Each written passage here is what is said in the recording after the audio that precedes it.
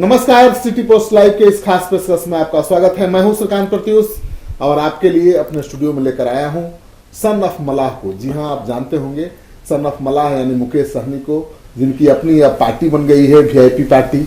VIP party का क्या मतलब है, इनसे पूछेंगे और ढेर सारे सवाल करेंगे, क्योंकि महागठबंधन में कई दल हैं, 10 से ज्यादा दल हैं, लेकिन सारे दल परेशान हैं सीटों के बंटवारे को लेकर। लेकिन सन ऑफ मलाह महागठबंधन के चुनावी अभियान का शुरुआत कर चुके हैं, श्री गणेश कर चुके हैं। ये बात करते हैं, सब लोग अपना सीट के बंटवारे को लेकर भिड़ा हुआ है कि ज्यादा सीट मिल जाए, ज्यादा सीट मिल जाए। सन ऑफ मलाह चुनाव कैंपेन शुरू कर चुके हैं, क्या है राज?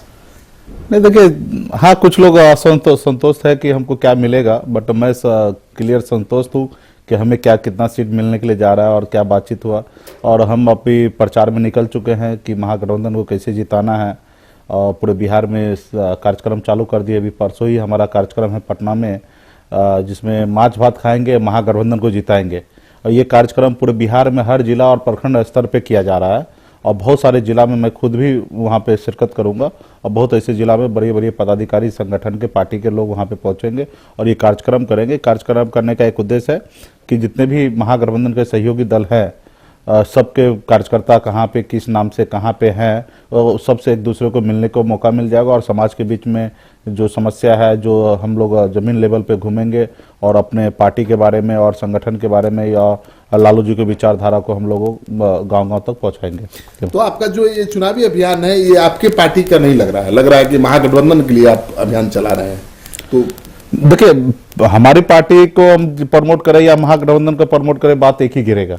तो हमारा कोशिश होगा कि हम महागठबंधन को ज़्यादा प्रमोट करें, क्योंकि महागठबंधन में बहुत सारे दल है और सब दल के बारे में जानकारी मिले हर किसी को। तो निश्चित तौर पे हम पार्टी अपना करें या महागठबंधन को, बात वही गिरना है। तो हम महागठबंधन को हम शुरुआत करें कि महागठबंधन में है, तो हमारा फर्ज बनता है कि महागठबंधन के लिए ज़्यादा से ज़्यादा प्रचार किया जाए। आपकी पार्टी कितने सीटों पर चुनाव लड़ेगी?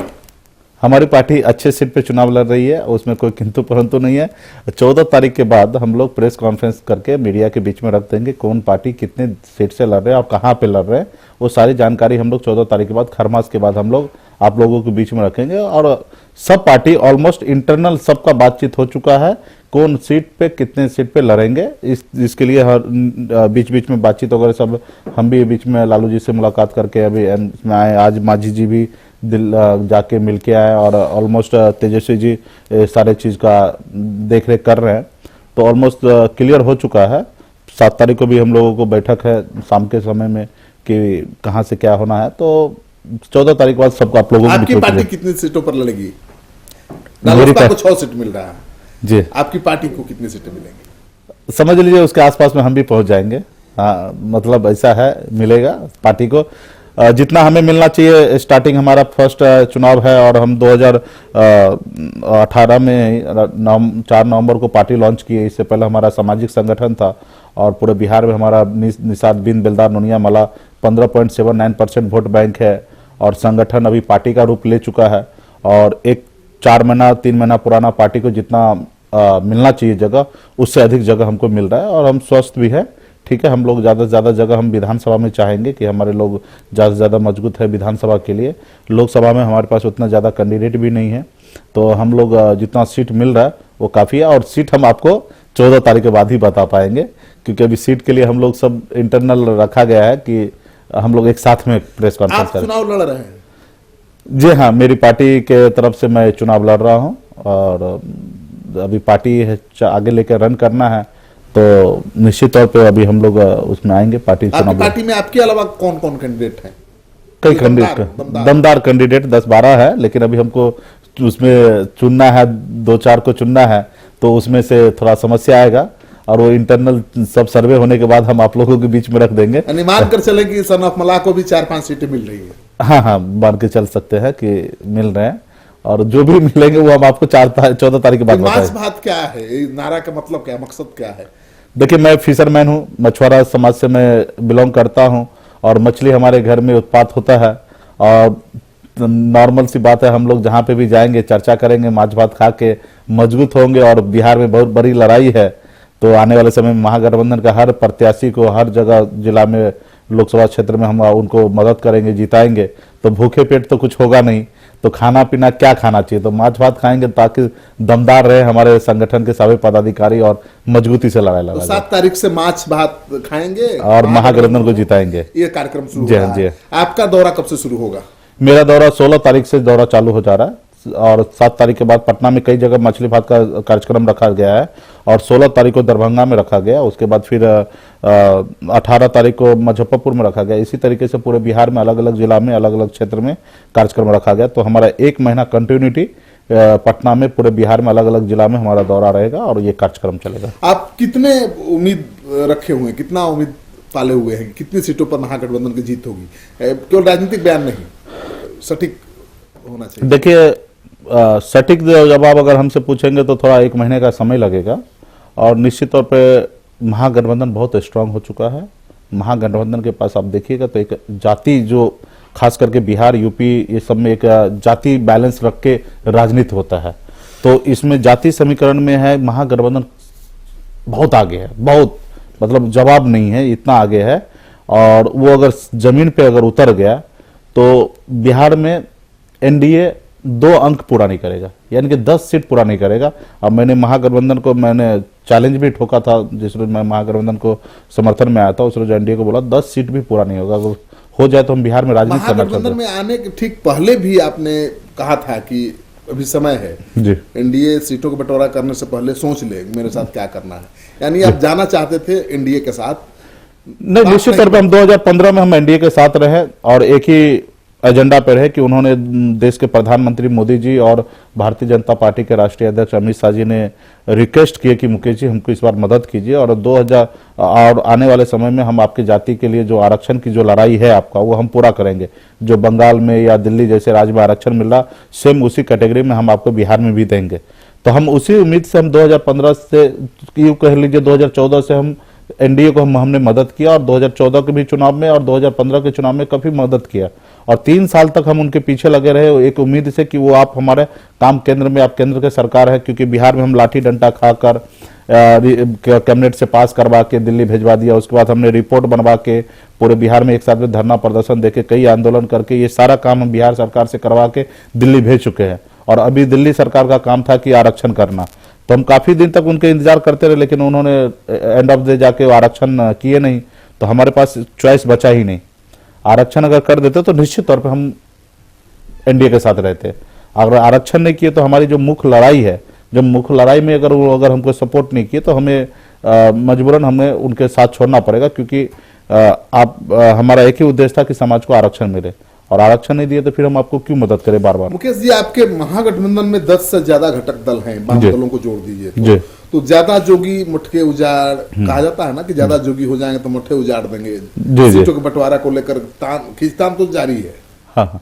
नहीं, देखिए आपको भी पता है कि ये जो महागठबंधन है उसमें 4-5 पार्टी जो है उसका वजूद है, बाकी लोगों का सहयोग है, हम उनको भी सम्मान देंगे। हमारा पार्टी का महागठबंधन का एक ही उद्देश्य है कि सब छोटे छोटे दल को भी सम्मान किया जाए और सम्मान दिया जाए।